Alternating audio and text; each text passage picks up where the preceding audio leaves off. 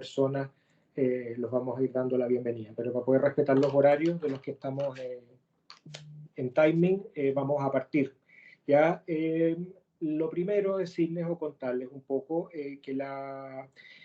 que el webinar del día de hoy se enmarca dentro de una modalidad de varios webinars que les haremos llegar en su momento los diferentes títulos, pero que tiene como finalidad un poco difundir lo que hacemos en cuanto a las técnicas de alta complejidad, SRS o SBRT, ¿de acuerdo? Y la idea es que esta primera sesión, digamos, vamos un poco de la mano con el equipo, con nuestros colegas de oncología médica. Por lo tanto, tenemos esta reunión un invitado, digamos, que es de esa sociedad.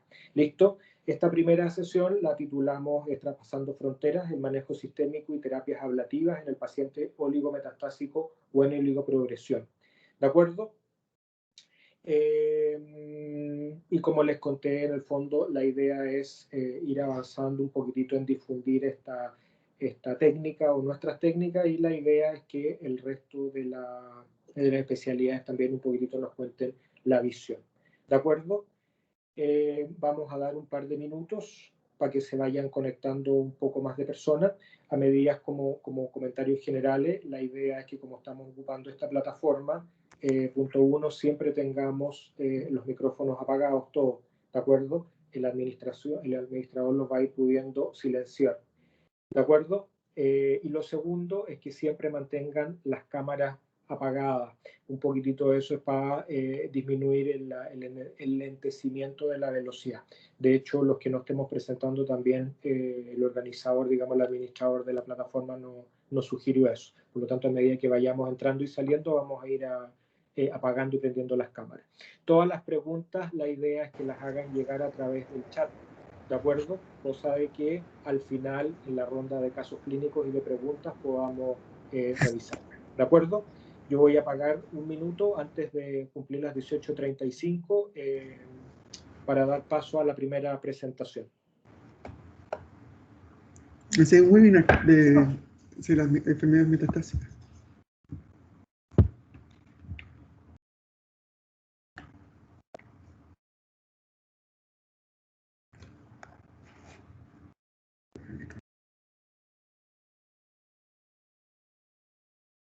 Vuelvo, se cumplió el minuto.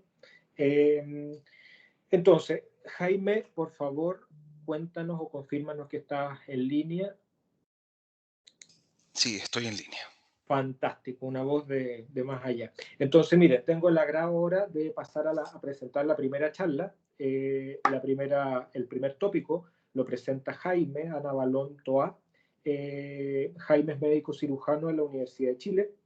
Él hizo su especialidad de medicina interna en la Pontificia Universidad Católica y hizo su especialidad de oncología médica en la Universidad de Los Andes con campo clínico en la Fundación Arturo López Pérez. Actualmente está como staff de oncología médica en la Fundación Arturo López Pérez.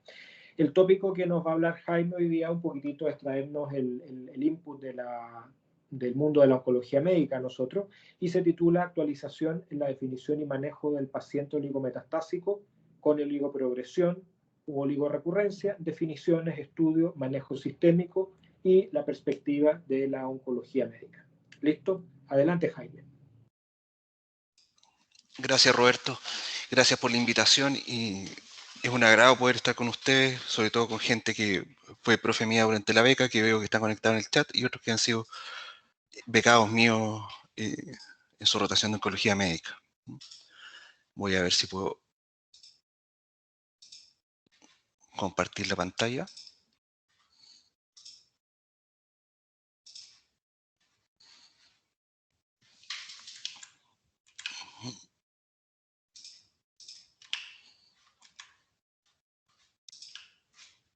Y empezamos.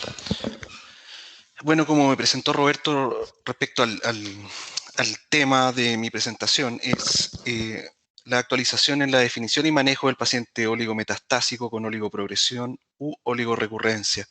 Definiciones, estudio y manejo sistémico, la perspectiva de oncología médica.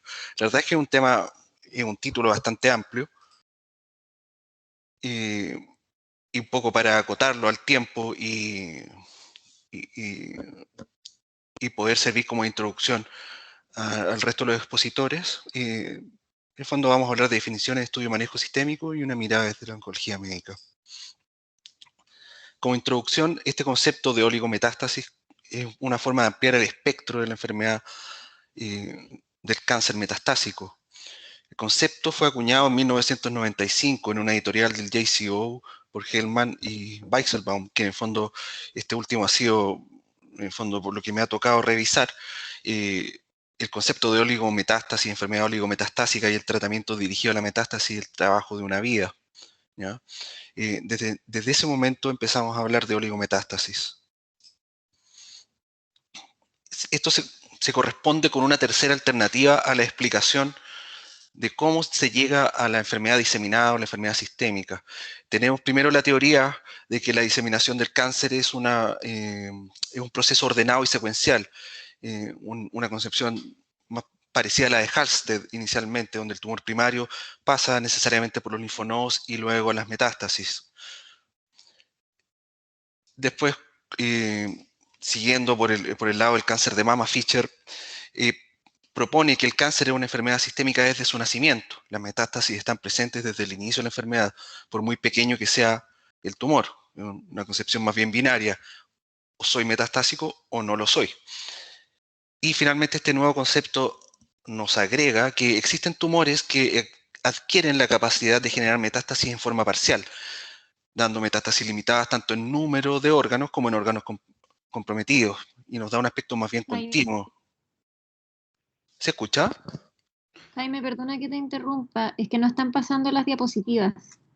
Oh, diablos. A ver, déjame volver a compartir. No sé si se ve mi pantalla, ¿sí? Sí, ahora no se está viendo, pero hace un minutito se veía. Se ve la pantalla, Jaime, pero las diapos no avanzaban. No sé si las estabas pasando o alguien... Sí, las estaba pasando. Vale, ¿quieres que alguien te Chuta. apoye de los administradores? Sí, sería ideal porque la verdad es que lo puse a compartir pantalla y no sé qué falló. Ahí sí. ¿Sí? Ahí Prueba sí. con una más, a ver. Pero Falta que esté en modo de presentación. Doctor. eso le falta, justamente. Abajo. ¿Ahí? Todavía no. Ponerlo en modo de presentación y ahí puede que falle. Lo otro es que, bueno, Alejandra tiene la presentación como respaldo. No sé si me pueden ayudar compartiendo ustedes porque a mí no me está funcionando. Ponlo en modo de presentación y de ahí comparte la pantalla. Ah, ya, ok. Entonces, voy a compartir. Lo siento, no tengo mucha experiencia con Meet, o sea, con Teams.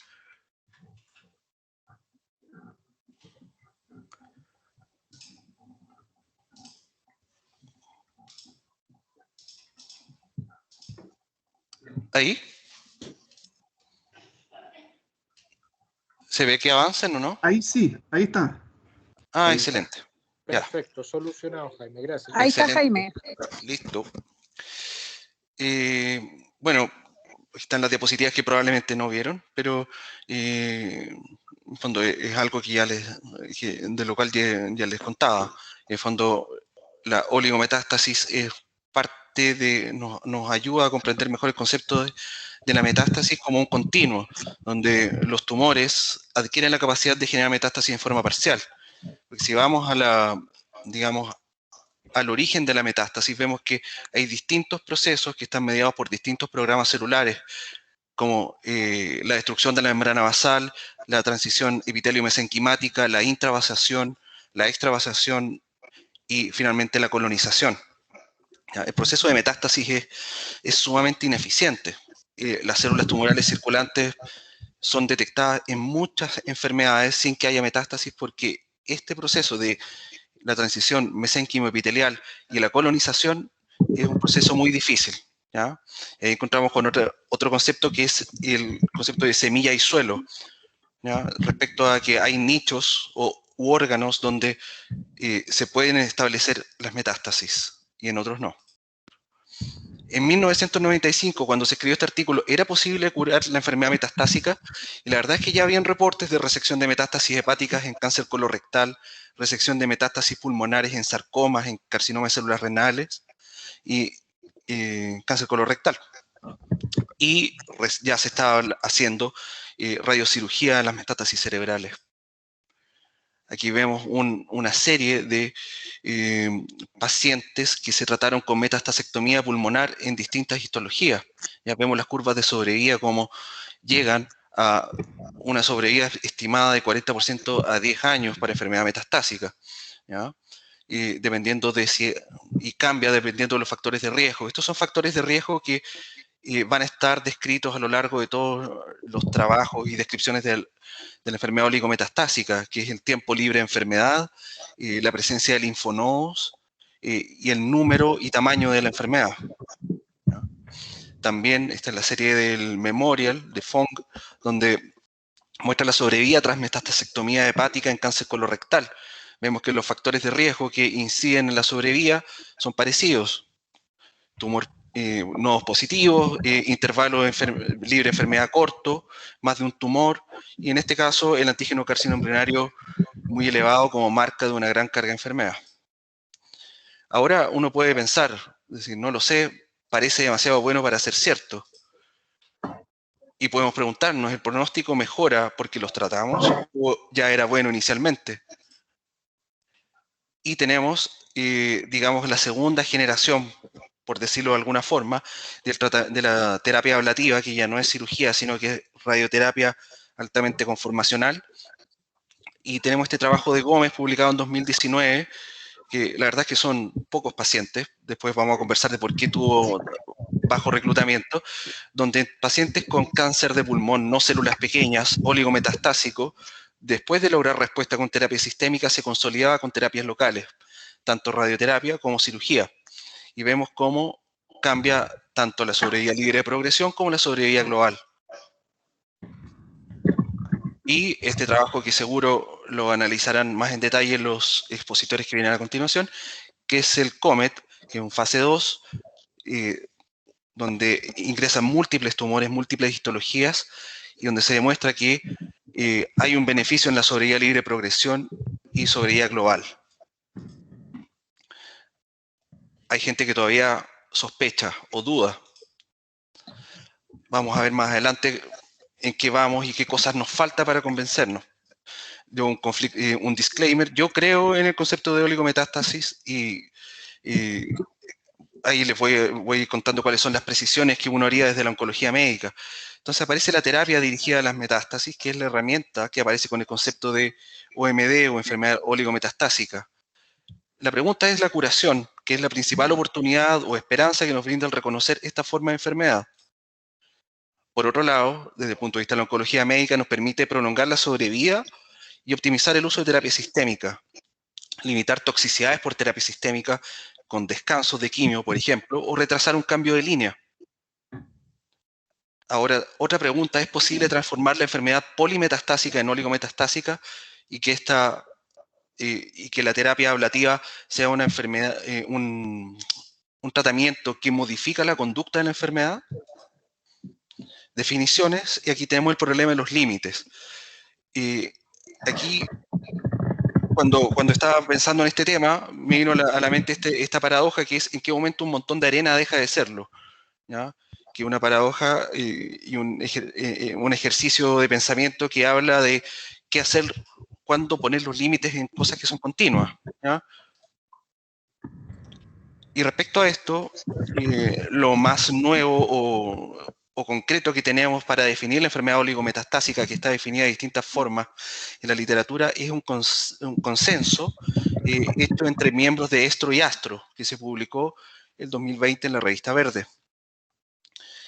Me parece súper relevante mencionar que en la revisión sistemática que hace el grupo hay un gap importante desde 1995 hasta la década del 2010. Esto claramente se relaciona con el desarrollo de la radiocirugía, mejor diagnóstico por imágenes y mejores terapias sistémicas, pero sobre todo lo primero. Y el concepto de primer, digamos, concepto en el cual llegan a acuerdo en este consenso, es que el concepto de enfermedad oligometastásica es independiente del tumor primario y la histología y del sitio de metástasis. Ahora bien, los primarios más estudiados en general son próstata, pulmón, colorectal y también mama, ¿ya? Pero hay múltiples histologías. Ahora, al mismo tiempo, en el consenso se reconoce que hay enfermedades que rara vez se presentan como oligometastásicas. Por ejemplo, el cáncer de pulmón de células pequeñas, que es una enfermedad naturalmente agresiva y sistémica desde el inicio y polimetastásica.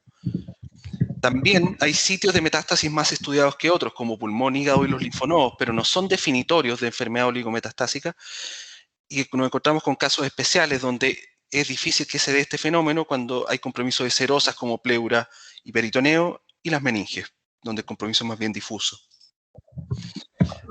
También en el consenso se acuerda y se reconoce que no hay biomarcadores validados que permitan diferenciar entre enfermedad oligometastásica y polimetastásica, ¿ya? O sea, elementos como el intervalo libre de enfermedad, el tamaño tumoral y los marcadores séricos son pronósticos, pero no definitorios necesariamente. Entonces, desde la oncología médica hay una cosa que a nosotros nos gusta mucho porque finalmente nuestros tratamientos han ido evolucionando para poder seleccionar desde el punto de vista molecular a los pacientes. Hay marcadores candidatos, como los microRNA, células tumorales circulantes y perfiles de expresión génica. La expresión de microRNA se refiere a estos RNA que cumplen el rol de suprimir la expresión de ciertos genes, y aquí vemos un trabajo publicado en el 2011 en PLOS ONE, donde en un grupo de pacientes polimetastásicos y oligometastásicos se miden distintos microRNA y se pueden agrupar, ¿ya? Vemos como hay ciertas expresiones que son, en el fondo, que se ocurren en forma preferencial en la oligometástasis y otros en la polimetástasis. Cuando se han analizado cuáles son los genes que bloquean estos microRNA, en general tienen que ver con el proceso de metástasis, ya sea transición epitelio-mesenquimática, intravasación, entre otros. También tenemos como elemento los subtipos moleculares. En el trabajo desarrollado por el TCGA y por el Atlas del Genoma del Cáncer, hay subtipos moleculares que son de poco uso clínico en cáncer colorectal. Y aquí vemos como en un grupo de enfermedad colorectal con metástasis hepáticas, se analiza en la metástasis hepática el subtipo intrínseco o el subtipo molecular donde hay una sobrerepresentación del tipo 2, y al mismo tiempo se hace un análisis de expresión génica identificando 3 subgrupos dentro de la metástasis hepática, con cada uno distinto pronóstico, ¿ya? Todavía no está validado en la práctica clínica, pero ya tenemos señales de cómo podemos elegir los pacientes. El diagnóstico por imágenes, según el consenso, debe realizarse con las modalidades adecuadas para detectar lesiones pequeñas. Y en esto no hay mucho cambio en general respecto a cómo etapificamos los pacientes al día de hoy. Como comentario, que probablemente se mencione después, hay datos de que en próstata el PET-PSMA pudiera elegir mejor a los pacientes oligometastásicos al ser más sensible que el PET-colina, por ejemplo. Ahora, la factibilidad de realizar radioterapia dirigida a las metástasis en forma segura es lo que determina el número máximo a tratar. Aquí encontramos un concepto que es homologable a la conducta quirúrgica. No sé si hay cirujanos en la sala, pero todos hemos escuchado, esto sí es operable, yo lo puedo operar. O sea, esto es resecable, ¿ya? Y ahí nos encontramos frente a la pregunta, que la enfermedad sea resecable o susceptible de terapia ablativa, ¿significa que se beneficia de ella? No lo sabemos, ¿ya? No es parte del consenso, pero la evidencia publicada considera como número máximo 5 o menos metástasis.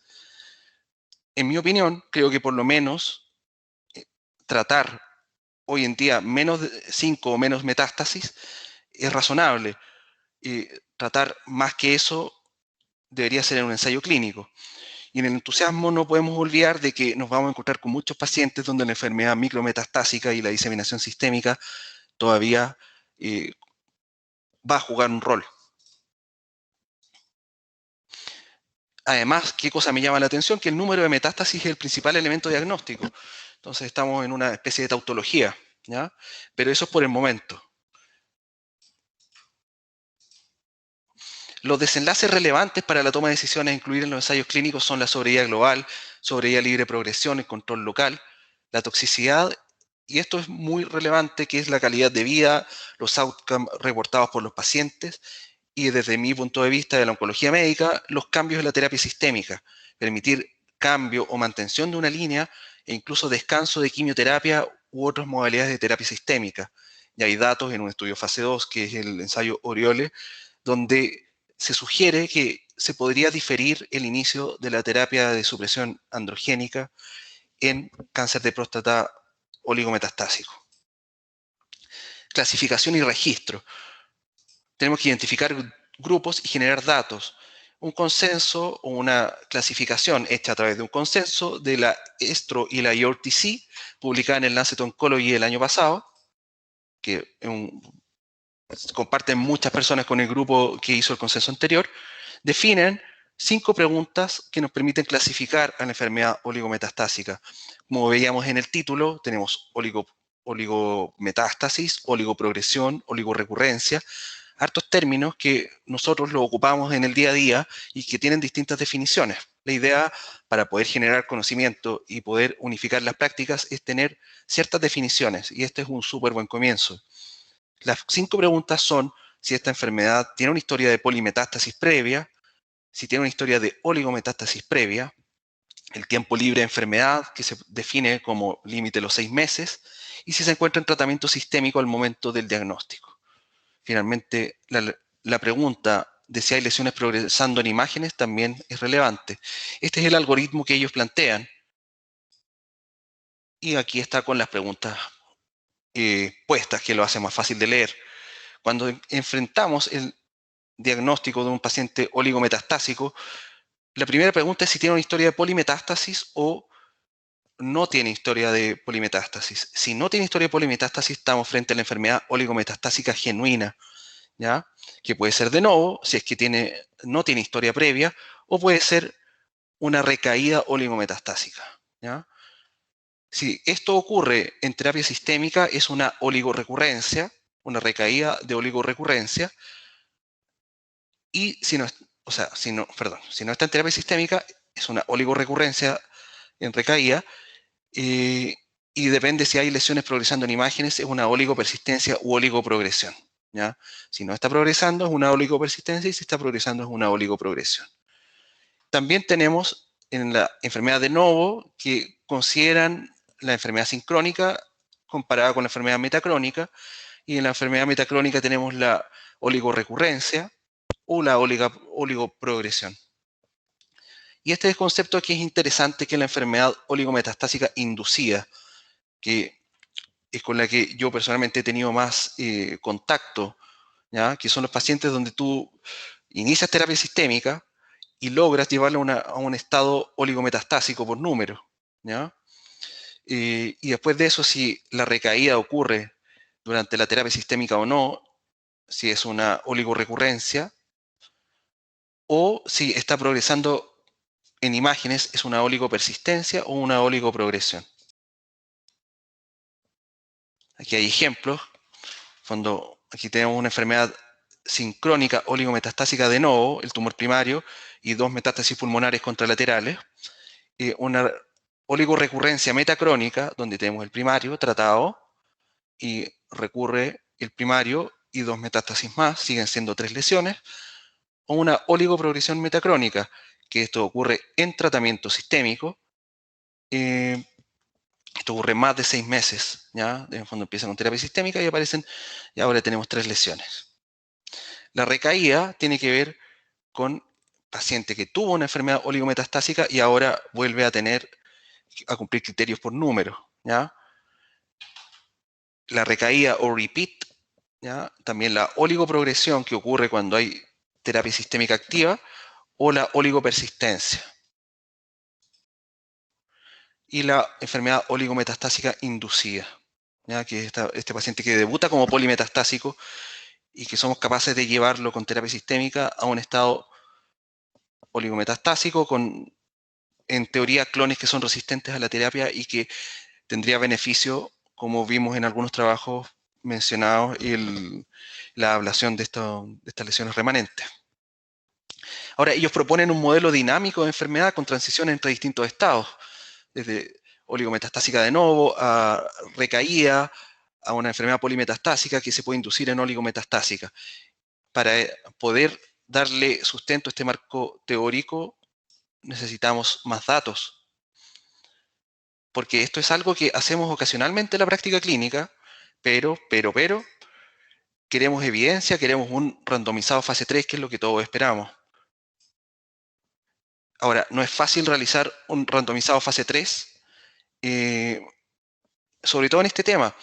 ¿Por qué? Porque ya es una práctica de la cual tenemos evidencia de efectividad, quizás no podemos cuantificarlo, pero sabemos que sirve, sabemos que hay pacientes que se benefician. Entonces, hay un problema con los ensayos clínicos, que el reclutamiento es más bajo de lo esperado porque falta la incertidumbre clínica en estos escenarios. Cuando un paciente que va a recibir el mismo tratamiento fuera de estudio y que se va a randomizar a recibirlo o no, no suena muy atractivo.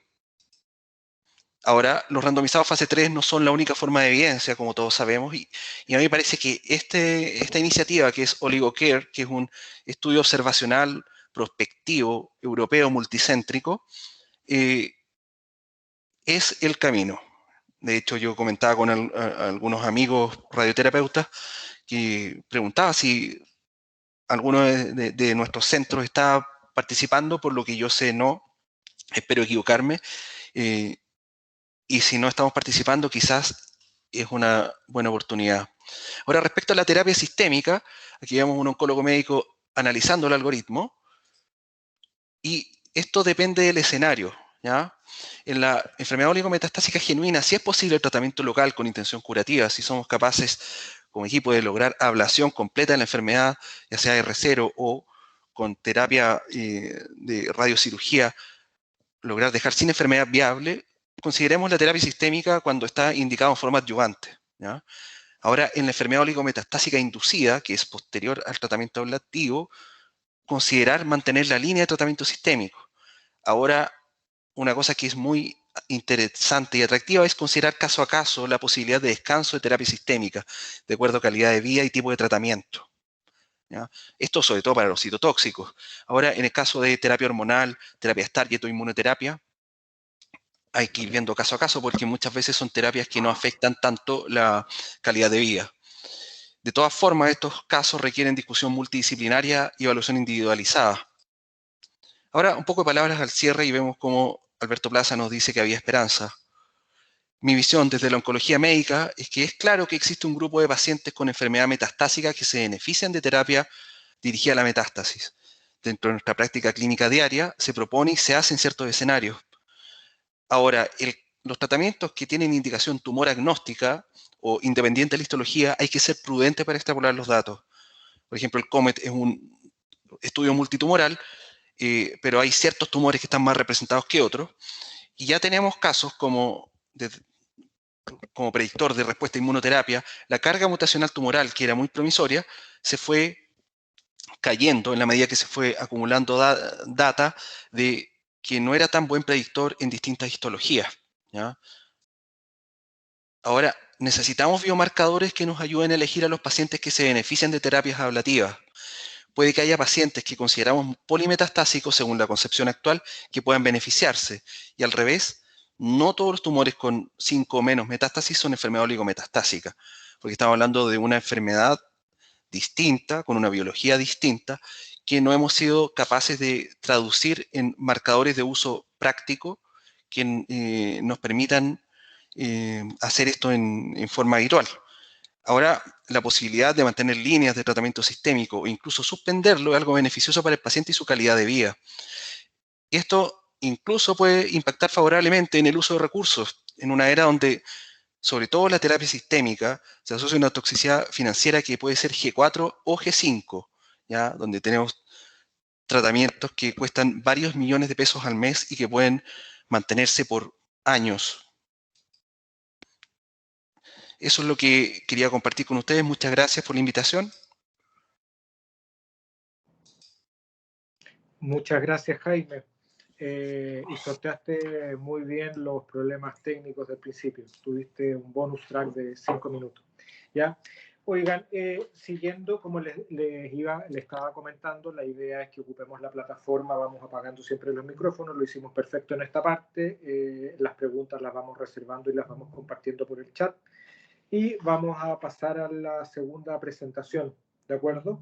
Ahora vamos a escuchar al doctor Juan Pablo Canales. Juan Pablo es médico cirujano, egresado de la Pontificia Universidad Católica de Chile y actualmente está haciendo la residencia de la especialidad de oncología y radioterapia en la misma universidad, ¿de acuerdo? Y la charla que nos va a presentar el día de hoy, Juan Pablo, es SRS-CBRT en el paciente con oligometástasis o oligoprogresión, evidencia disponible. Juan Pablo, adelante, chequeemos primero que puedas pasar las diapositivas para no tener problemas y te doy la palabra. Bien, se ve compartida la presentación, ¿cierto? Perfecto, está compartida. Prueba con una diapo, por favor. Ahí. Fantástico, adelante. ¿Sí? Ya, perfecto. Bueno, muchas gracias a los organizadores por la invitación y también quiero agradecer a mis docentes que me ayudaron con esta preparación, especialmente al doctor Muñoz.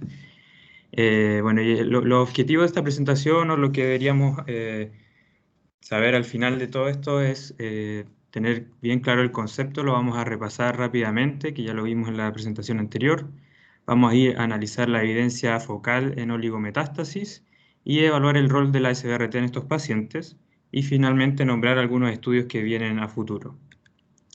Como hoja de ruta, primero vamos a revisar rápidamente el concepto y la clasificación, que ya lo vimos muy bien con el doctor Anabalón, las alternativas después que tenemos de tratamiento focal en oligometástasis, con un énfasis especial en SBRT, y los estudios relevantes en este sentido, pues las futuras perspectivas y finalmente unas reflexiones finales. Bueno, el concepto de oligometástasis, como ya bien revisamos, es un estado intermedio entre una enfermedad localizada y diseminada con un número limitado de enfermedades metastásicas detectables y se postula que el control local podría retrasar la progresión de la enfermedad.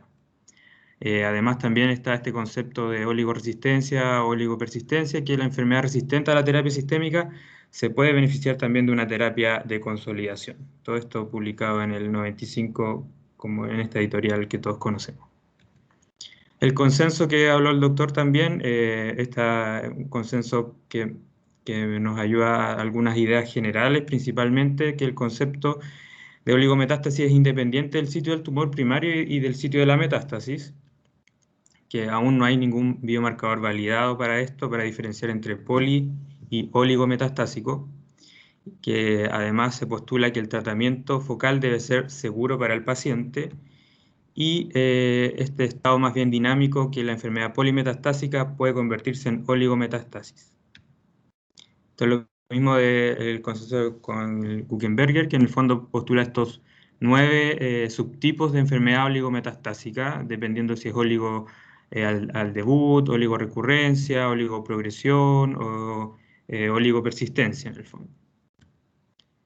También lo mismo esto que ya vimos, que este es un concepto más bien dinámico, que pasa de una enfermedad polimetastásica a una enfermedad oligometastásica y puede ir moviéndose en ese sentido. Los tratamientos, las estrategias terapéuticas deben estar enfocadas en eso y los objetivos dependen del estado actual de la enfermedad.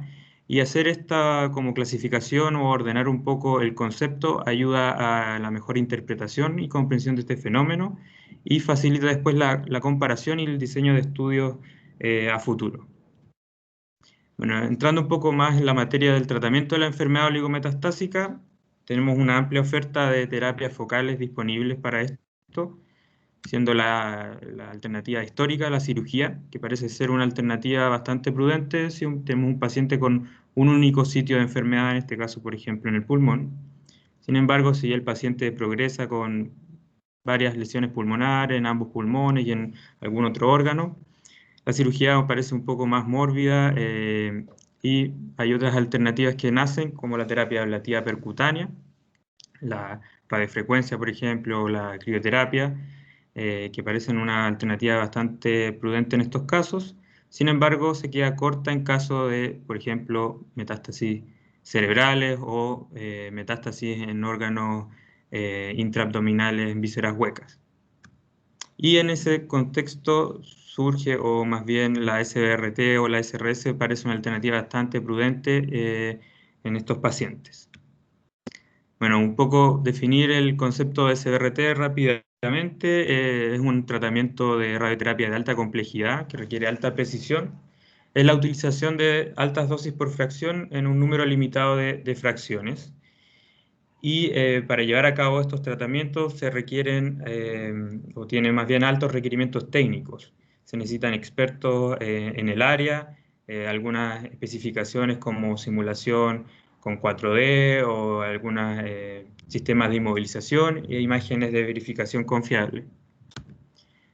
En general, la SBRT ha sido un tratamiento no invasivo que ha reportado excelentes tasas de control local, asociado a baja toxicidad y pareciera tener una ventaja radiobiológica sobre el tratamiento con fraccionamiento estándar.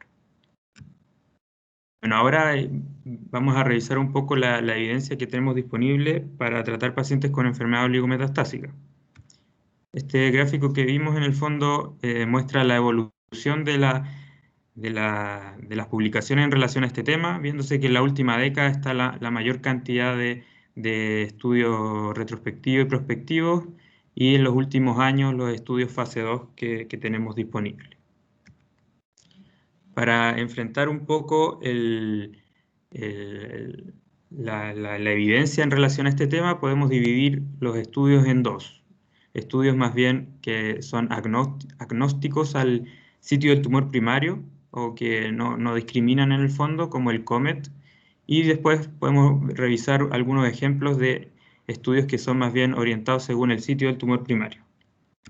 El primer estudio que todos bien conocen es el estudio COMET, ¿cierto? Que es el primer randomizado que evalúa este paradigma en pacientes con oligometastasis independiente del sitio del tumor primario, y compara la sobrevida en pacientes que reciben terapia ablativa a las metástasis versus la mejor terapia paliativa.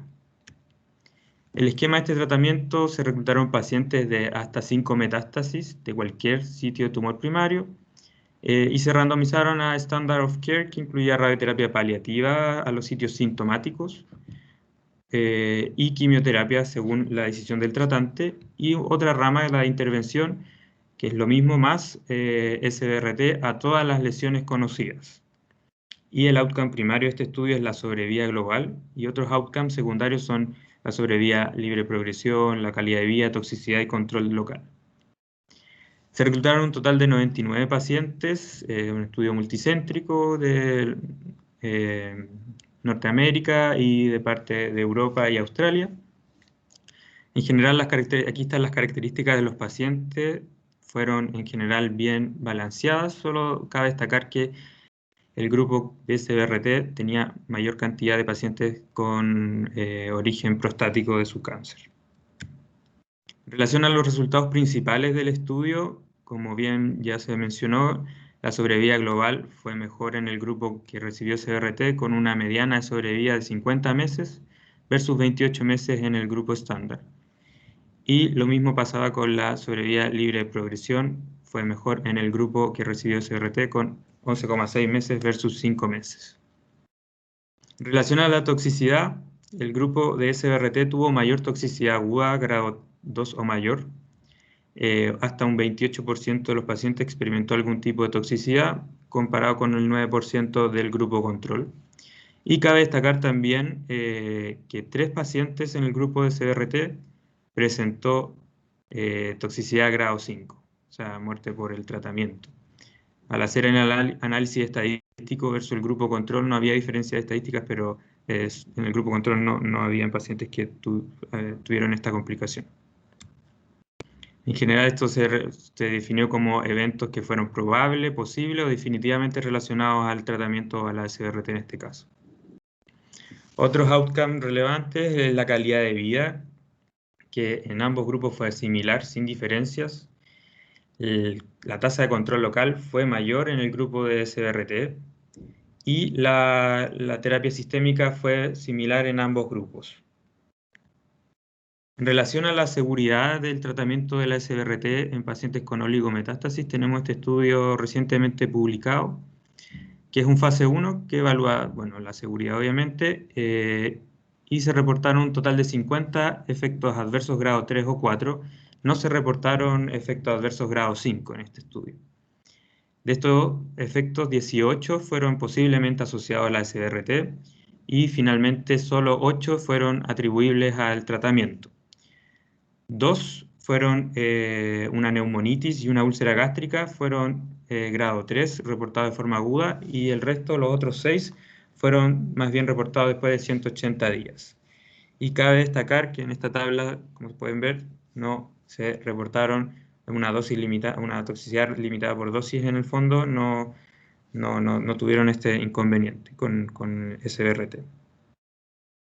En relación a la costo-efectividad, se hizo un análisis económico de la base de datos del COMET.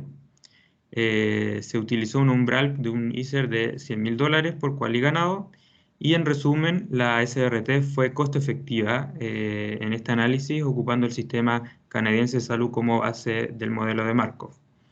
Y se demostró con un ISER de $37.000 por cual y ganado.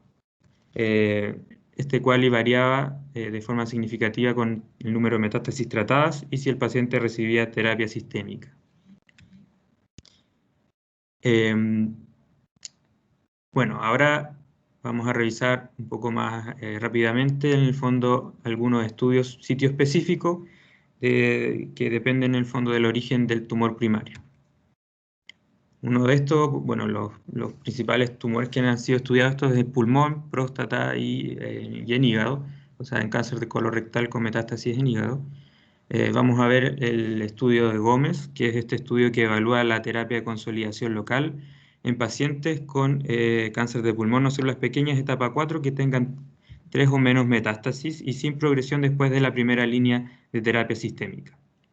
La terapia de consolidación aquí no fue solo SBRT, pero fue la mayor cantidad de pacientes recibió algún tipo de SBRT o un hipofraccionamiento, 48%, y aproximadamente un 28% recibió algún tratamiento quirúrgico.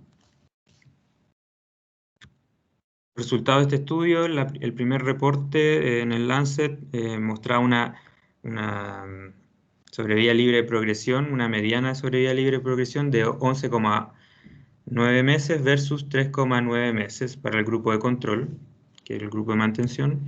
Y después a largo plazo tenemos este reporte que fue publicado hace poco en el JCO, que mostraba más también que era mejor en el grupo de intervención, ahora con una sobrevida libre de progresión de una mediana de 14,2 meses versus 4,4 meses. Otro estudio también en pulmones, el estudio de Iyengar, que es un fase 2 que evaluó solo SBRT en 29 pacientes en un solo centro. El estudio anterior era multicéntrico. En este estudio se permitieron pacientes con hasta 5 metástasis y se usó solo SBRT como rama de intervención. Y el endpoint primario fue la sobrevida libre de progresión, la cual fue mejor en el grupo con SBRT, con una mediana de 9,7 meses, similar a lo reportado por el estudio de Gómez. Y la toxicidad fue de un 28% en el grupo de SBRT, similar también a lo que se publica en el COMET. Un poco distinto, no ocupa SBRT, es el estudio de este estudio de la ORTC que evalúa el tratamiento agresivo de las metástasis hepáticas que son irresecables en un cáncer de colorectal. Comparó la terapia sistémica sola o añadir a la terapia sistémica alguna alternativa más radical como la radiofrecuencia, más o menos una resección. Y el endpoint primaria es la sobrevida. Y este estudio demostró mayor sobrevida en el grupo que fue a la terapia focal, además de su terapia sistémica, con una sobrevida estimada a 8 años, 36% en el grupo de intervención versus un 9% en el grupo que fue solo a terapia sistémica. Para ir terminando ya, el ejemplo de cáncer de próstata también tiene hartos estudios relevantes. Algunos de los principales tenemos el estudio STOMP, que es un fase 2, que evalúa la terapia dirigida a la metástasis contra la observación. Este estudio fase 2 reclutó 61 pacientes y permitió pacientes con cáncer de próstata hasta 3 metástasis. y la intervención fue SBRT o resección de las metástasis quirúrgicamente. Y los resultados, bueno, el outcome que se evaluó fue la sobrevida libre de terapia de bloqueo androgénico y mostró que los pacientes que fueron a la terapia, a la intervención en el fondo, tenían una sobrevida libre de terapia androgénica mayor que el grupo de observación, de 21 meses para el grupo de intervención versus 13 meses para el grupo de observación. En relación a otro estudio también de próstata, el estudio Oriol, que reclutó 54 pacientes con oligometástasis. En general en realidad podríamos decir que oligoprogresión porque tenían ya el primario controlado y progresaban con hasta 3 metástasis. Y se randomizaron a SBRT versus observación. Y los resultados mostraron que la proporción de pacientes que tenían progresión a los 6 meses fue bastante menor en el grupo de SBRT, solo un 19%, versus en el grupo de observación, que fue de un 61%. Bueno, en resumen, esta tabla quiere un poco aglutinar los principales estudios de oligometástasis. Cabe destacar que son todos más bien fase 2. Pero más lo que quiero destacar o poner más el énfasis es que la toxicidad en general en los tres, o sea, en todos estos estudios es similar, con una toxicidad de grado 2 o 3 de aproximadamente entre 20 y 30% para la SBRT, en general bastante bien tolerada, y los resultados son bastante consistentes, con una sobrevida, una mediana de sobrevida de 40 meses para el grupo de intervención. Estamos hablando de pacientes que históricamente son clasificados como incurables o etapa 4. ¿Qué esperamos a futuro? En el fondo, poder clasificar mejor qué es la enfermedad oligometastásica, teniendo mayor estudio de las características biológicas y de los biomarcadores. Los resultados de los estudios fase 3 son lo que estamos esperando también, como se fue mencionado anteriormente, y lo que también se viene a futuro es la combinación de la SBRT con la inmunoterapia. Cabe destacar que en el COMET en general en la quimioterapia no se evaluó la inmunoterapia. Pero ¿qué es lo que viene en los próximos años? Como ejemplo quisimos poner estos 4 estudios. Los primeros 3, el COMET 10, el CORE y el SARON, son estudios randomizados fase 3 que evalúan oligometástasis y evalúan como rama de intervención la SBRT de todas las metástasis. Y destacar el COMET 10, que en el fondo permite hasta 10 metástasis como oligometastásico, y su outcome primario es la sobrevida global. Los resultados para este estudio están para más o menos fines de década, para el 2029. Y también quisimos destacar el estudio ARREST, que es el último que está aquí a la mano derecha. Es un estudio fase 1 que se escapa un poco del tema, pero que evalúa la enfermedad polimetastásica, cuando más de 10 metástasis. Es un diseño 3+3 que evalúa dosis crecientes de radioterapia a todos los focos de polimetástasis. Y los resultados de este estudio están para noviembre del 2024. Reflexión final. Esta enfermedad oligometastásica es una fase intermedia entre la enfermedad localizada y polimetastásica, como bien vimos. La terapia focal en oligometástasis ha demostrado mejorar los resultados oncológicos, como la sobrevida global o la sobrevida libre de alguna terapia sistémica, y esto ha sido en estudios randomizados. Y la SBRT ha sido ampliamente utilizada en estos estudios, demostrando ser bastante segura y con estos buenos resultados oncológicos. Estamos a espera de estos estudios randomizados que están en curso, tanto los agnósticos al sitio del tumor primario como los dirigidos al tumor primario. Muchas gracias. Perfecto, Juan Pablo, muchas gracias. Y también estamos bien con el tiempo. Acuérdense de ir compartiendo preguntas a través del chat. Yo he ido anotando algunas que me han llegado por interno, ¿de acuerdo? Vamos a dar paso a la tercera y última presentación. Está a cargo del doctor Hernán Letelier. Hernán es médico cirujano de la Universidad de Valparaíso, hizo la residencia y la especialidad, por lo tanto, en oncología y radioterapia en la misma casa de estudio. Tiene además un magíster en la Universidad de Barcelona en oncología y actualmente se desempeña como staff de la Clínica Alemana de Valdivia, del Servicio de Radioterapia del Hospital Regional de Valdivia, del cual es jefe de servicio, y actualmente también compartimos sillón en el directorio de la Sociedad Chilena de Radioterapia, donde es vicepresidente. El tema que va a comentar Hernán el día de hoy es SRS-CBRT, el estado del arte en Chile. Adelante, Hernán.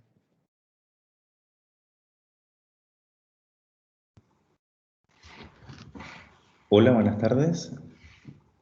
Voy a compartir la presentación que espero que resulte. Me dicen si se logra ver.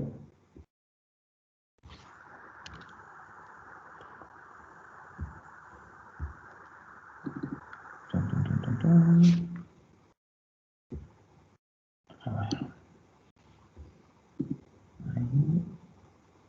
Roberto, compartido pantalla para confirmar. Sí, me avisas, por favor. Perfecto. Ahí estamos viendo tu escritorio, las fotos del verano. ¿Se ve la presentación? Sí, ponlo en modo presentación y avanzamos las diapositivas. Fantástico. Claro que déjame llegar al principio porque ahí sí. ¿Se ve? Sí, perfecto. Excelente. Yo al menos. Bien, me interrumpe si hay algún problema técnico. Buenas tardes, buenas noches. Voy a presentar algo sobre la realidad local en este tipo de tratamientos de oligometástasis. Habitualmente en este tipo de presentaciones, sobre todo en este tipo de charlas académicas sobre técnicas o sobre tratamientos innovadores e incluso no tan innovadores, nos basamos, que es súper importante, en lo que es la explicación fisiológica, la técnica misma del tratamiento y obviamente la evidencia que éste lo respalda. En esta presentación voy a presentar, no esto, sino que voy a presentar algunos aspectos que pueden ser más logísticos, más bien de preguntas, algunas preguntas abiertas, otras preguntas que le voy a intentar dar respuesta, que tiene que ver con el acceso a estos tratamientos y a cómo estamos haciendo estos tratamientos en la realidad local. Por algo muy sencillo. Estos, como lo indicaron los colegas anteriormente, son tratamientos que para nosotros, para el ámbito incluso de oncología radioterápica local y de oncología en cirujanos, oncólogos médicos, es visto como algo reciente. Pero vimos en los estudios y vimos desde las primeras presentaciones que esto es algo que lleva por lo menos 15 años. Obviamente con el COMET, que fue publicado hace un par de años atrás, esto ha tomado más revuelo, pero no es algo especialmente novedoso, pero es novedoso para nosotros. Y al mismo tiempo, vamos a ver que quizás no está tan disponible como sería de nuestro agrado, y si lo comparamos con lo que es la cirugía, con lo que es el acceso a un tratamiento de quimioterapia, inmunoterapia, tenemos hartos desafíos por delante. Ya de sobra he explicado que la radioterapia estereotáxica o ablativa o SBRT es un tratamiento seguro, efectivo, en el que la selección del paciente es fundamental, en el que la enfermedad oligometastásica es heterogénea y que no todos los casos tienen el mismo tratamiento, y además que el SBRT, dentro de los otros usos que puede tener, tiene un rol potenciador de la respuesta inmune, pero hay bastantes interrogantes no aclaradas aún. ¿Qué persigue como objetivo? También en resumen de lo que han dicho anteriormente mis colegas, en algunos casos busca la cura, en otros casos busca retrasar el inicio de un tratamiento sistémico, que puede ser hormonoterapia en un cáncer de próstata, o quimioterapia o inmunoterapia en algún otro tipo de patología. Puede servir como puente entre cambios de tratamientos sistémicos y también en caso de progresiones. Agradecería que pudieran apagar el micrófono, el que tiene problemas de tos, por favor. Y también puede extender la duración y el uso de ciertos tratamientos sistémicos que pueden ser muy bien tolerados, y a veces una o dos progresiones puede llevar la tentación a cambiar de terapia. Sirve como este efecto de modulación inmune y también como tratamiento de alivio paliativo sintomático. Es un tratamiento, como dijo mi colega en la presentación anterior, que tiene altos requerimientos técnicos y un trabajo multidisciplinario coordinado. O sea, toda la radioterapia tiene estos requerimientos, pero en este tipo de terapias altamente complejas, la exigencia es aún mayor. Desde la decisión del tratamiento, cuando se genera esta indicación, fundamentalmente en los comités oncológicos, desde la primera consulta, donde nosotros les explicamos a los pacientes cuáles son los objetivos, aterrizar expectativas, y comentarle cuáles van a ser los requerimientos adicionales que la técnica precisa. Todo lo que es planificación, simulación, un estricto control de calidad, revisión de planes, revisión por pares, ejecución del tratamiento con todos los accesorios de inmovilización y control respiratorio que requieran, y obviamente el seguimiento, evaluación de resultados, manejo y prevención de potenciales toxicidades. Al lado de este esquema señalo también uno de los tantos consensos y guías que hay como base para establecer qué es lo que consideramos una técnica estereotáxica o tratamiento ablativo. Que este es general, que es de la ASTRO. También hay otras específicas, principalmente en cáncer de pulmón. Esto es un tratamiento mancomunado y aquí vamos a dirigir habitualmente mucho lo que implica radioterapia en la máquina de radioterapia, en el acelerador lineal, pero no debemos olvidar que la radioterapia es una técnica, es una disciplina multidisciplinaria en la que estamos los oncólogos radioterapeutas, pero están también los físicos médicos, tecnólogos médicos, dosimetristas, enfermeras, personal administrativo y el resto del equipo oncológico que debe actuar y debe funcionar lo más sincrónicamente y ordenadamente posible para llevar a cabo estos tratamientos con la mejor seguridad y calidad. Por lo tanto, aquí lo que es inversión, lo que es acceso, no es solamente a la máquina, a la tecnología, que obviamente ayuda, sino que eso también debe verse reflejado en el equipo de trabajo. Considerando esta introducción y en estas preguntas algo abiertas que dije que iba a plantear, debemos preguntarnos nosotros los radiooncólogos y también el resto del equipo oncológico, oncólogos médicos, cirujanos, si estamos considerando actualmente el SBRT, las técnicas ablativas, dentro de las posibilidades terapéuticas del paciente oligometastásico. Otra pregunta, ¿están participando los oncólogos radioterapeutas en las discusiones de estos pacientes? ¿En todos los comités? Y esto se aplica tanto en lo que es la atención pública como la atención privada. ¿Sabemos quiénes, dónde y cómo se realiza esta técnica en Chile? ¿Tienen las mismas opciones de tratamiento los pacientes del sistema público y privado? Voy a mostrar algunas imágenes, pueden parecer medias llamativas, ¿ya? Pero va un poco a reflejar algo que es totalmente cierto y yo creo que conocido por la mayoría de nosotros, que es el acceso a la radioterapia en Chile. Y voy a mostrar acá solamente lugares donde se hace radioterapia en general. Esto es público, privado, técnicas básicas, medianas, complejas, altamente complejas.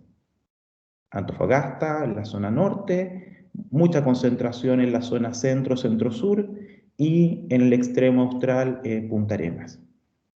Ahora, si de acá seleccionamos y separamos actualmente, a la fecha de hoy, solo los lugares donde se realizan técnicas de radiocirugía y similares, nos quedamos solamente con Antofagasta, Valparaíso, Santiago como región, Concepción y Valdivia. Si nos vamos al sistema público, se reduce Antofagasta, Valparaíso, Santiago y Valdivia. Y si pensamos que en el sistema privado puede haber un mayor acceso, vemos que la concentración igual es bastante considerable entre Santiago, Concepción y también Valdivia. Voy a hacer un pequeño recorrido, ¿ya?, de los distintos centros donde se hacen estas técnicas y algunas consideraciones específicas. Antofagasta lo hace en el Instituto, en el Centro Oncológico del Norte, que es parte del Sistema Público de Salud. Ellos y el equipo del doctor Santini y doctor Baeza llevan desarrollando esta técnica desde el año 2016. Tienen un equipo disponible, lo hacían en el equipo UNIC, y hace un par de meses ya operando un equipo Halcyon de última generación. Sitios anatómicos principalmente en pulmón y en hueso, y ellos dan cobertura a lo que es la red pública norte desde Arica hasta Atacama, solamente con modalidad de FONASA por atención institucional. Está el equipo de Valparaíso en el Hospital Carlos Van Buren. Desde el año 2019 realizan esta técnica con el equipo Versa HD, que está ahí en la imagen. Es el equipo que tienen disponible para este tipo de tratamiento. Han realizado terapias en cerebro, pulmón, óseo, ganglionar, partes blandas. Ellos dan cobertura a la red pública que comprende desde la región de Coquimbo y la región de Valparaíso, también por la modalidad institucional. De ahí vamos a saltarnos a Concepción, voy a partir por regiones, después me voy a Santiago. En Concepción, el Hospital Guillermo Benavente de Concepción todavía no realiza la técnica de tratamiento, probablemente con el nuevo equipo que ya tienen instalado va a ser un desafío bien próximo, sino que se realiza de forma privada en la Clínica Sanatorio Alemán desde el año 2018, con uno de los equipos que tienen disponible para esto. Y ellos tienen atención tanto por convenio de algunas ISAPRES y también atención particular. El Hospital de Valdivia, donde me desempeño, estamos realizando esta técnica, la empezamos a implementar desde principios del año pasado, prácticamente en plena pandemia. Tenemos 2 equipos disponibles, dos equipos Halcyon, uno en operaciones hace menos de un mes. Hemos tratado pulmón, hueso, ganglionar, partes blandas y algunas lesiones hepáticas, todavía no en sistema nervioso. Y damos atención a la red pública de toda la zona sur austral, desde Araucanía hasta Magallanes. Magallanes aquí también sí, en lo que son técnicas complejas. Y también por vía de intermediarios con convenio de ISAPRES y particular. Vamos a irnos a la región metropolitana. En la región metropolitana, como podemos ver en el mapa, y que es algo que en general pasa en lo que es la atención en Santiago, vemos que los equipos que disponen de este tipo de tecnología están concentrados en lo que es el sector oriente o nororiente de la capital.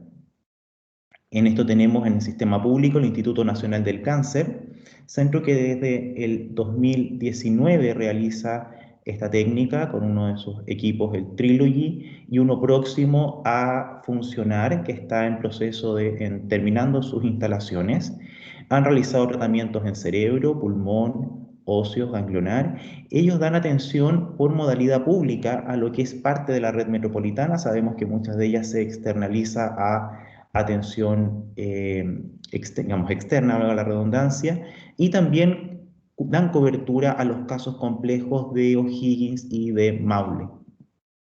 Los otros centros, que uno de los centros que primero ha desarrollado este tipo de técnica en Chile es la Clínica Alemana, con sus 2 equipos disponibles en prácticamente todos los sitios anatómicos, con convenio, ya no, esto es no modalidad institucional, sino que algunos convenios de FONASA Libre Elección, particular e ISAPRES. Está la clínica de la Universidad Católica, Cristo, el Centro del Cáncer, desde el 2016 con un LINAC disponible para esto, también en todos los sitios anatómicos. Está la clínica IRAM, también desde el 2016. Si se fijan, hay un patrón en que esto empezó en la mayoría de los centros desde el año 2016 en adelante, también con 2 equipos disponibles, todos los segmentos anatómicos y las mismas modalidades de atención que los centros anteriormente presentados. Finalmente, la clínica FAL, desde el año 2016, cuentan con distintos equipos, desde Tomotherapy, LINAC, Electa y CyberKnife, con 2 equipos además en instalación. Acá hay diferentes tipos de equipamiento para realizar la misma técnica, con tratamiento también en todos los sitios anatómicos en este contexto de oligometástasis, y también con las modalidades de atención de convenios con FONASA particular e ISAPRES. Aquí podemos llegar como ya una pequeña conclusión de este panorama a nivel nacional, que no es muy distinto, incluso es más marcada esta brecha que se produce en este tipo de técnica compleja con la brecha que ya sabemos que existe en el acceso a radioterapia. Han habido reportajes en televisión al respecto, en múltiples medios. Aquí tomo una publicación de mediados del 2019, que es un panorama bastante similar al que está en la actualidad, en el que se refleja que la falta de equipo por obsolescencia, por carencia de estos, deja a un número importantísimo de pacientes de hospitales públicos con cáncer sin radioterapia al año. Y aquí se ve que de los 65 equipos que en este estudio realizado por el Ministerio de Salud, de estos equipos que se necesitan para dar la cobertura a estos pacientes, la cantidad de equipos disponibles es bastante menor. A esto probablemente, a este número de 16, tenemos que sumarle algunos de estas reposiciones, pero los números no son muy distintos a estos, porque muchos de los equipos nuevos no han sido principalmente cambios de equipos ya obsoletos. Hay que pensar que la vida media aproximada de un equipo de radioterapia está en torno a los 10 años. Esto que también lo encontré muy interesante compartir, que es un estudio que realizó uno de nuestros miembros y colegas, el doctor Isa, presentado en Congreso de Astro, en el que se hace una estimación de la realidad nacional en lo que son accesos de radioterapia. En el estudio de él se toma que el 2017, de un estimado de cerca de 23.000 casos que necesitaban radioterapia, solamente se hicieron cerca de 16.000. O sea, estamos dejando sobre 6.500 tratamientos de radioterapia sin hacer. E insisto, aquí no estamos hablando del SBRT, sino que estamos hablando de también SBRT, pero de toda la radioterapia en su amplio espectro de indicaciones. ¿Y qué es lo que se proyecta para el 2025? Se proyecta la necesidad de 27 nuevos aceleradores lineales y 88 especialistas, oncólogos, radioterapeutas a tiempo completo, lo que dista de, como se muestra acá también, de cuál es la realidad actual. En esto hay que considerar, insisto, la adquisición de nuevo equipamiento, pero también la reposición de los equipos obsoletos, y que según el estudio del mismo doctor Isa, se muestra que esta diferencia en la reposición de equipos obsoletos es más marcada en lo que es el sistema de atención privado que en el sistema público, lo cual en cierta forma puede ser entendible de acuerdo a que esta inversión muy alta que hay que hacer en radioterapia, que es no solamente la máquina, sino que todos sus contratos de mantención por todo el tiempo, el personal calificado, la infraestructura, etcétera, es muy demandante. Por lo tanto, es un desafío para la atención pública y privada. Insisto, esta es la que tiene mayor porcentaje de equipos por reponer y que ha estado en eso de forma bien notable en los últimos años. Reitero lo anterior, si ya en las técnicas convencionales e incluso más básicas de radioterapia hay una necesidad de mejorar el acceso, esto se remarca aún más en la disponibilidad de técnicas complejas. Ya mostré que hay una alta concentración en Santiago y en solo 3 centros regionales. Y aquí no contamos con la información sobre la demanda oculta, incluso no podría decir ocultada, ahí después me quiero explicar un poco en este término, porque una cosa es la demanda que uno pudiera considerar del paciente que no desea, por la limitación geográfica, por el tema de traslado, llegar a los tratamientos, o en los que no se realiza la derivación, insisto, por estos temas logísticos o porque pierden horas, ¿no? Porque no hay hora de especialista o porque pasa mucho tiempo desde que se da la indicación hasta que finalmente el tratamiento se ejecuta. Pero también está la demanda que es porque no existe la indicación del tratamiento, que es un poco lo que ocurre con este tipo de técnicas complejas. Si nosotros no sabemos que existe, ¿ya? Nosotros los oncólogos radioterapeutas, el resto de la comunidad oncológica, incluso los mismos pacientes y las organizaciones de pacientes, si no saben que está esta posibilidad de un tratamiento que es en general ambulatorio, que si bien tiene alto requerimiento técnico, si lo comparamos con lo que puede ser una cirugía, por ejemplo, en algunos casos de metástasis, ¿ya? Y los requerimientos que puede tener una cirugía y los costos, hay ventajas comparativas bastante importantes. Entonces uno no va a generar la indicación, no se va a plantear siquiera esto en los comités oncológicos, menos si en los comités oncológicos no estamos los especialistas, los radiooncólogos, con la posibilidad de participar. Y además esto es la necesidad no solo de equipamiento, sino que también de recurso humano médico y no médico calificado. ¿Por qué? Porque el rendimiento que yo voy a tener para atender un paciente de este tipo de características no es el mismo que el que va a tener un paciente con una técnica menos compleja. A pesar de esto, y hoy vamos a también darle un enfoque positivo, ¿ya? Si vemos en los últimos 5 años, ha habido un crecimiento progresivo. O sea, si esta presentación hubiera sido realizada hace 5 años atrás, nos hubiéramos encontrado con 1 o 2 centros y nada más, insisto, de algo que ya estaba con primeras publicaciones hace varios años. Pero en los últimos 5 años ha habido un crecimiento progresivo importante en la implementación de estas técnicas de radioterapia avanzada, como pudimos ver con una variedad de equipamiento y técnicas disponibles. Prácticamente de los 3 grandes oferentes que hay en el mercado de equipamiento, en Chile se cuenta con estos 3 tipos de oferentes, distintas técnicas y variaciones que no vale el caso mencionar. Pero en cuanto a la posibilidad de acceder a máquinas de tratamiento, si bien es poca y está concentrada, existe, está en aumento y está proyectado que siga aumentando. ¿Qué tenemos pendiente? Tenemos pendiente concretar ciertos consensos nacionales, que está un poco en término ahora de moda de los mínimos comunes. ¿Cuáles van a ser nuestros mínimos comunes como comunidad oncológica radioterápica o como Sochira, como sociedad, en cuanto a mínimos comunes en equipamiento, en requisitos técnicos, en necesidad de formación, protocolos de tratamiento, etcétera? ¿Ya? Está todo publicado a nivel internacional, hay consensos europeos, consensos norteamericanos, pero a nivel nacional no tenemos todavía algo claro.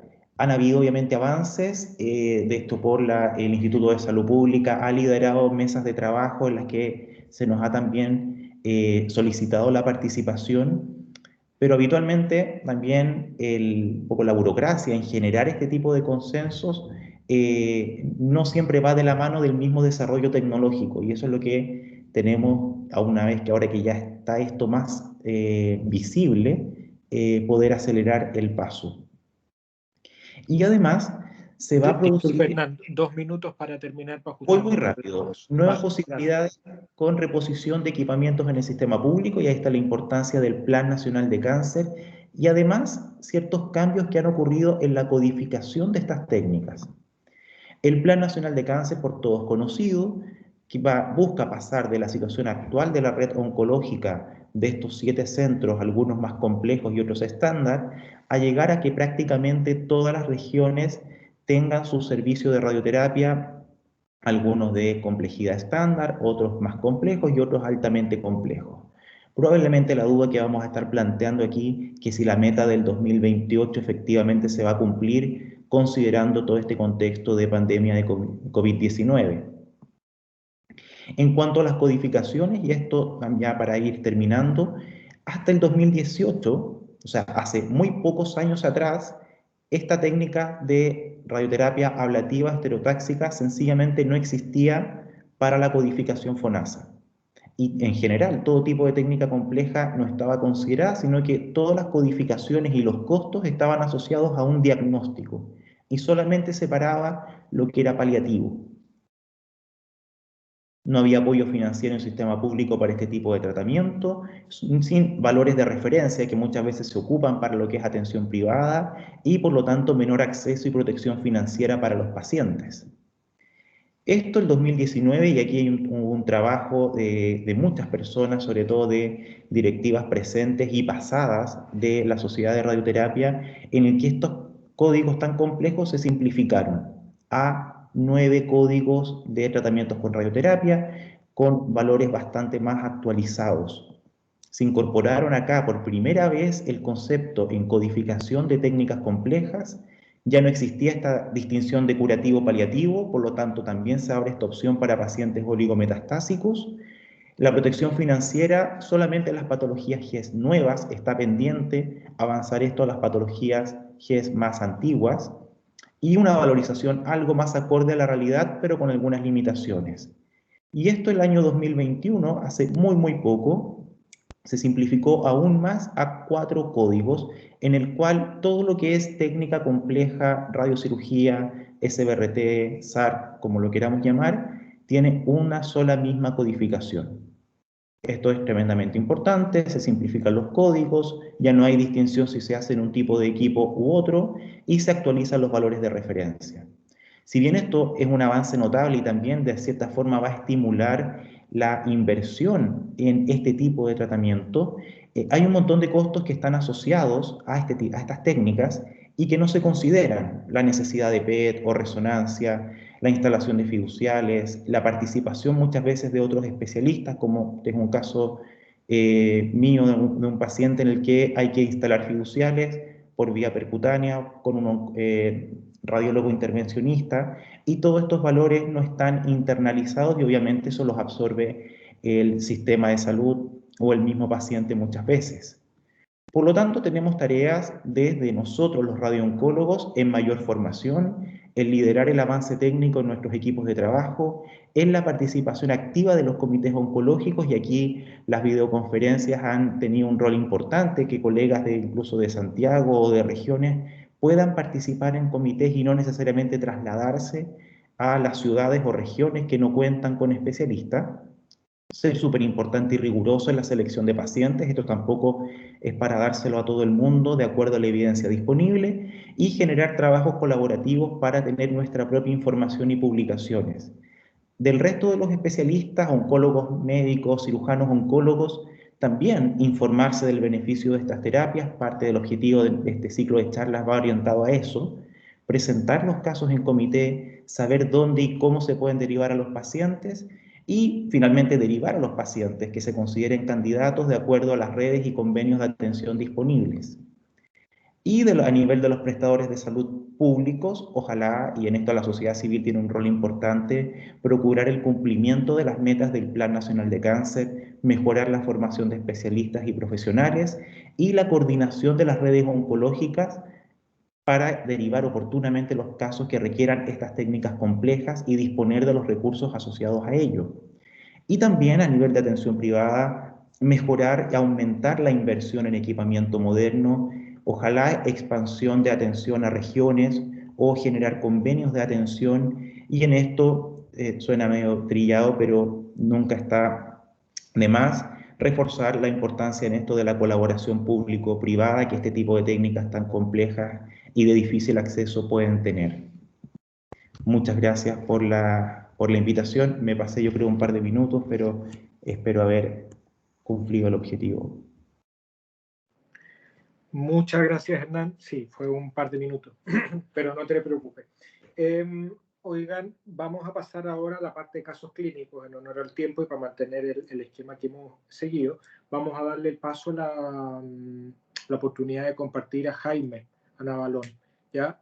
Jaime, tú cuéntanos si tienes los antecedentes del caso a mano, por favor.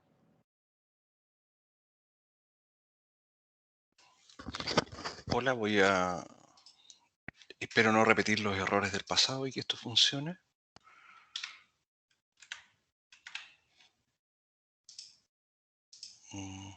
Ventana. Ahí está. Ya. ¿Me confirman si se ve? Perfecto, Jaime. Excelente. Anda avanzando la diapo para que confirmemos el avance. Fantástico. Ya, estamos.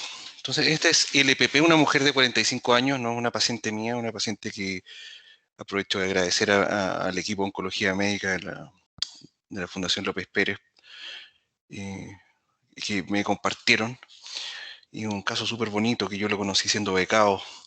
Una mujer con un cáncer cervicuterino etapa 3 que se trató con cirugía, luego radioquimioterapia y braquiterapia, completando el tratamiento en febrero de 2018.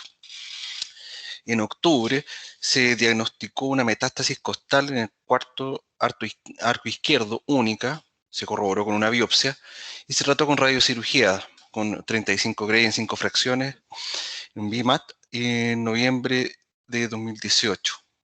Posterior a eso, quedó en seguimiento. Entonces aquí vemos cómo se evitó iniciar una línea de tratamiento sistémico. 2019, 20 de febrero, se determina respuesta parcial de la metástasis costal tratada, pero aparece una metástasis en cuerpo vertebral de T5, ¿ya? Y una lesión secundaria en el agujero de conjunción T10 y 11 a derecha. Se hizo radiocirugía de la lesión de T5 e ingresó para participar en un estudio clínico donde se evaluaba el beneficio de agregar pembrolizumab a un backbone de quimioterapia estándar como carbotaxol bevacizumab, ¿ya? Entonces recibió sus 30 Gray en 5 fracciones con CyberKnife y empezó a recibir su terapia dentro del estudio. Con este tratamiento se mantuvo controlada la lesión, o sea, ambas lesiones. Ahora, en junio de 2020, como podemos ver la fecha desde mayo 2019 o marzo a junio del año siguiente, la resonancia evidencia un aumento de tamaño de la lesión entre 10 y T11 con mucho dolor. TAC de control descarta aparición de nuevas metástasis, sigue siendo oligometastásica. Se realizó radiocirugía sobre T10, T11 en julio, con buena respuesta. Ahora en agosto hubo crecimiento del tejido del neuroforamen, con mayor compromiso vertebral y con un componente intrarraquídeo, epidural y foraminal. Se hace una terapia ablativa del tipo quirúrgico, donde se reseca y se fija. A febrero 2021, enfermedad estable, sin evidencia de progresión y sin terapia sistémica, ¿ya? Tuvo que salir del estudio, producto de la irradiación de una lesión target. Una pena, pero así eran las condiciones del estudio. Y en febrero todavía tenemos enfermedad estable, ¿ya? La paciente está viva en seguimiento ECOG 0. Ese es el caso que quería compartir con ustedes. Muchas gracias, pues Jaime. Esos son los casos, aunque suene cliché, que al final a uno hacen darse cuenta que efectivamente el meter en el mismo saco a todos los pacientes metastásicos no es correcto, ¿ya? Así que gracias.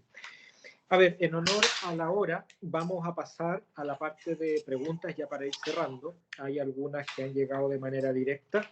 Le voy a pedir a los presentadores que estén atentos, ¿ya? Y enciendan obviamente sus micrófonos, y al resto pedirle que los mantengan apagados. Doctora Navalón, en la presentación tú nos contaste que ya desde tempranos años 90, ¿cierto? Habíamos empezado a conversar sobre terapias locales, ablativas, ciertas histologías, casos muy puntuales, ¿cierto? Y las primeras ya definiciones empezaron a aparecer en el año 95, ¿cierto? Entonces, si tú tuvieras que resumir todo esto, más de 20 años de evolución, ¿dónde tú pondrías el corte entre la separación grande desde el punto de vista clínico de los pacientes que son metastásicos y aquellos pacientes que podemos hacer terapias no solo de radiocirugía, sino que terapias locales?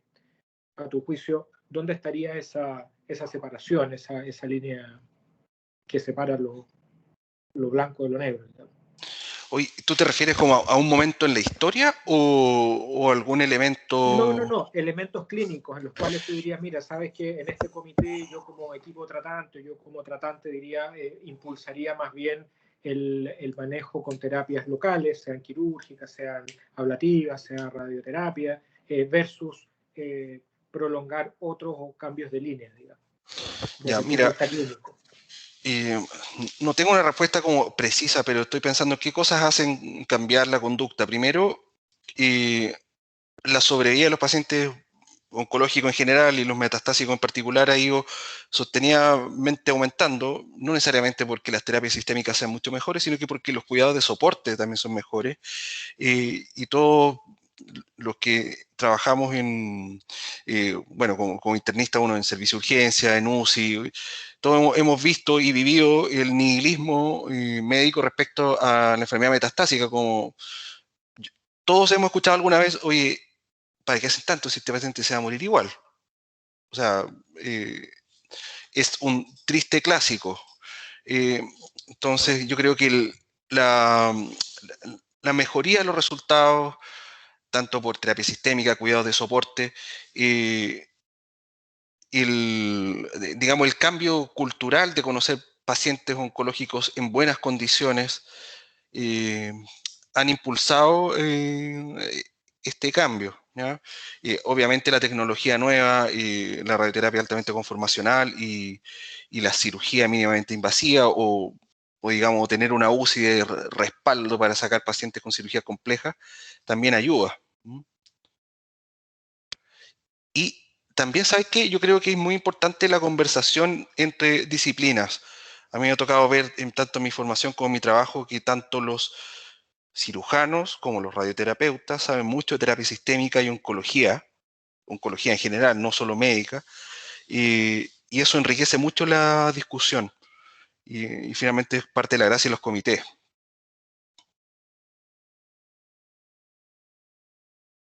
De acuerdo, gracias. Otra pregunta esta que les voy a mencionar ahora, la voy a responder yo. Llegó a través del chat, no de manera directa, así que todos la pueden leer. Y nos preguntan dos elementos. Uno, en relación a la comparación un poquitito de la disponibilidad y costos de las terapias que llamamos de ablativas, como radiofrecuencia, por ejemplo, para lesiones hepáticas y SBRT. La disponibilidad no es la misma. Hernán mostró, digamos, la disponibilidad de las terapias ablativas con radioterapia, es decir, radiocirugía, y que dentro de su estrechez, digamos, está razonablemente distribuida, al menos en región metropolitana, centros públicos y privados, y a lo largo de Chile, al menos hasta la 10ª región y hasta Antofagasta. Ya las terapias con, digamos, de radiología intervencional están mucho más acotadas. ¿Ya? Los costos también son bastante diferentes. Me voy a referir solo al tema de los códigos FONASA, digamos. En la parte privada, evidentemente que hay gran dispersión, pero la radioterapia, por ejemplo, en general, está codificada más o menos en terapias altamente complejas. Las radiaciones más caras son de alrededor de 3,6 millones, 3,8 millones, que distan mucho de terapias de radiología intervencional. Probablemente ahí tengamos una diferencia de 3 o 4 veces el valor, ¿ya? Y la segunda pregunta que venía con ese mismo colega era, dado el plan MinSal, que hay un aumento de la capacidad, cómo eso va a estar distribuido. Y en general, y repito, esto es una cosa teórica, digamos, un poco el trabajo que está haciendo la gente del Ministerio de Salud es diseñar un plan estratégico en el cual haya nodos o redes o centros que tengan sus centros de menor complejidad o de complejidad más bien estándar, tanto de oncología médica, de la línea quirúrgica y evidentemente que de radioterapia también, y esos centros desagüen a centros de mayor complejidad que serían como los referentes, entre comillas, regionales o por macrozonas, mejor dicho. ¿De acuerdo? Y en estos centros es donde debería, al menos para el tema de hoy día, estar instalada la radioterapia estereotáxica o la radiocirugía. ¿Listo? Entonces se debería mejorar el acceso, al menos a nivel geográfico, pero tampoco es que cada centro vaya a tener acceso a estas terapias. ¿Vale? Otra de las preguntas que llegaron es un poco preguntarle a Hernán y a Juan Pablo cómo ustedes hacen el seguimiento de los pacientes que se someten a terapias ablativas con radiación. Un poquitito estamos acostumbrados, ¿cierto?, que el cirujano nos cuente y dice, no, yo saco la lesión y tú le haces una imagen y sabes que no está. Sin embargo, nosotros tenemos otra forma de hacer seguimiento. Por lo tanto, sería bueno que nos cuenten en la experiencia de ustedes cómo hacen este programa de seguimiento, qué es lo que esperan para que los colegas de oncología médica también sepan qué esperar en los controles de imagen. Bueno, en este caso, va a depender bastante del sitio anatómico en el que estemos dando el tratamiento. Si bien no es oligometástasis, pero por ejemplo en cáncer de próstata, en radiocirugía de próstata, incluso también en metástasis de un cáncer de próstata, podemos ya tener una primera aproximación con el antígeno prostático. Antes de pedir un nuevo PET o avanzar con la radiología, tener cambios en el antígeno prostático no hecho inmediatamente, que a veces en algunos casos se describe una pequeña alza, sino que algún par de semanas después de haber realizado el tratamiento, en mi caso yo he visto respuestas y una primera aproximación solamente con ese examen. Obviamente, si hay discrepancias en el antígeno prostático o hay un alza o no ve un cambio significativo, uno podrá avanzar pidiendo un nuevo PET-CT, PSMA a los 2-3 meses de tratamiento y poder evaluar respuesta. ¿Ya? En algunos casos con un escáner es suficiente, en otros casos en hígado puede ayudar algo más lo que es resonancia. Y obviamente aquí la medicina nuclear cumple un rol muy importante con lo que es la disponibilidad, que si pudiera poner un mapa, hacer una presentación de un mapa de PET-CT, solamente habría un mapita en Santiago, Viña y en Concepción. Entonces también ahí el acceso a este tipo de exámenes es una limitante, pero hay una serie de convenios y proyectos en curso, así que eso también está en vías de aumentar. De acuerdo, gracias. Nosotros, como a modo de ejemplo, el seguimiento que hacemos a las SRS de metástasis cerebrales, en general el seguimiento lo hacemos bien estrecho después de terminar el tratamiento, en general con resonancia el primer mes o segundo mes después del tratamiento, más bien para evaluar, no se verán grandes cambios, pero para tener un seguimiento estricto, y después en el fondo cada 3-4 meses el primer año, y después se puede ir postergando en el fondo. Pero es un seguimiento bastante estricto, podríamos decir, un seguimiento bien al callo en el fondo. De acuerdo, muchas gracias. Y otra de las preguntas que nos hicieron llegar, y sería la última en honor al tiempo, es para los doctores de radioterapia, ¿cuáles serían los sitios anatómicos en los cuales ustedes dirían que, dada la evidencia disponible y dada la infraestructura, la experiencia y los centros que hay disponibles a nivel nacional, ustedes propondrían como algo más habitual de hacer? ¿Cuáles serían esos sitios anatómicos donde usted diría, mira, sabes que aquí es una terapia local que compite francamente y que hay con otras terapias como la cirugía, por ejemplo?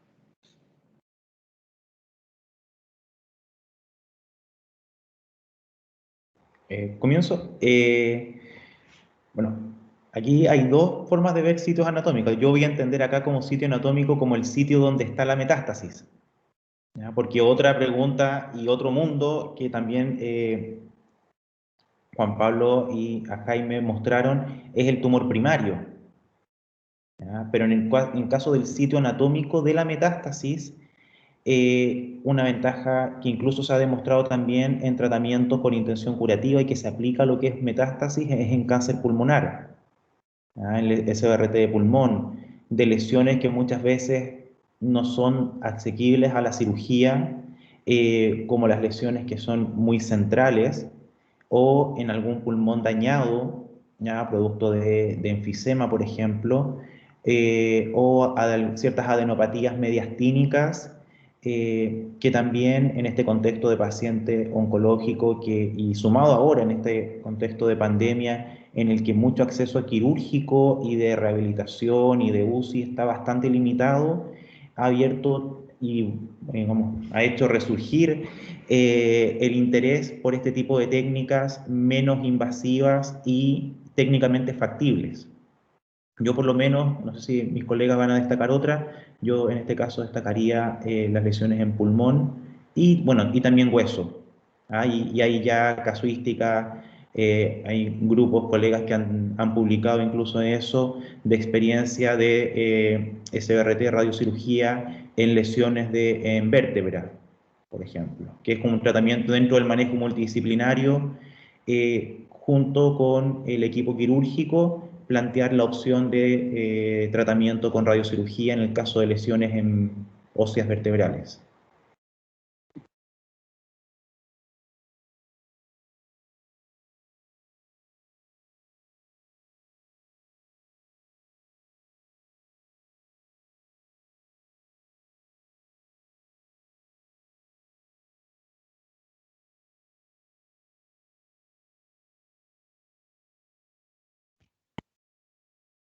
Tuvo problema, el doctor Rosso salió, pero está ingresando.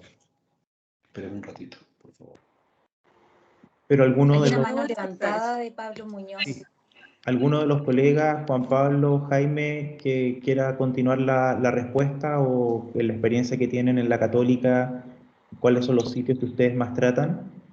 Aparte Mira, de... yo tutoré a Juan Pablo y para evitar que se meta en una discusión que puede ser políticamente incorrecta, depende mucho, yo creo, de una cosa como filosófica como grupo. En el caso de nosotros, por ejemplo, en la universidad siempre hemos sido un grupo muy proquirúrgico hasta el día de hoy y siempre damos chance, salvo en la columna, la verdad, siempre damos mucha chance de que nuestros colegas quirúrgicos puedan potencialmente resolver un problema, eventualmente metástasis pulmonares, metástasis hepáticas, etcétera. Y como contamos también con un radiólogo intervencional bastante fuerte, manejamos gamas de cosas. Nunca hemos como tenido esta cosa como de las terapias competitivas de entrada, sino que más bien siempre nos hemos planteado, así es, por así decirlo, como un espectro de posibilidades, pensando siempre filosóficamente que eventualmente nos va a tocar ir a una terapia posterior. Entonces, por eso es que muchas veces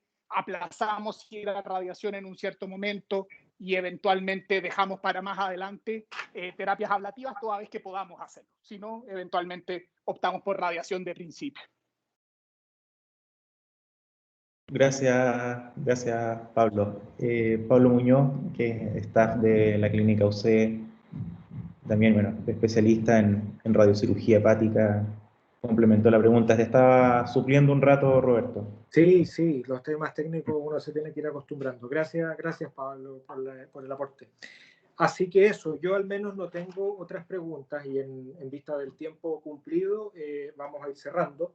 Primero hacer los agradecimientos a la gente de Sandoz Novartis que nos brindó apoyo con la plataforma.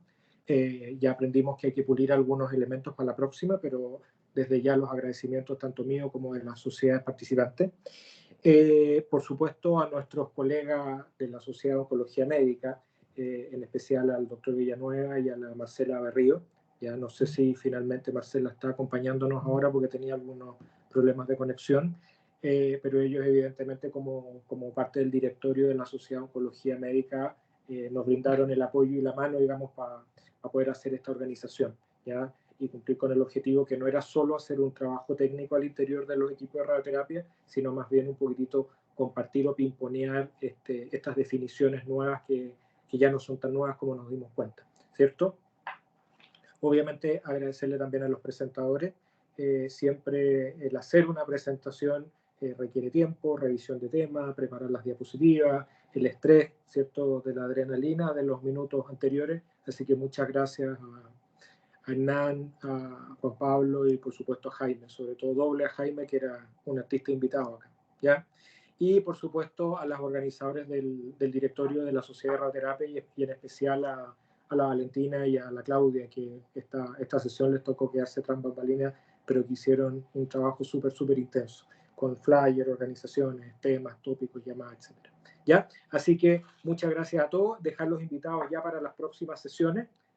Con tiempo les vamos a ir informando el horario, los links y eso, así que a seguir trabajando. Muchas gracias a todos. Gracias, chao. Gracias, chao. Hasta luego. Chao. Chao.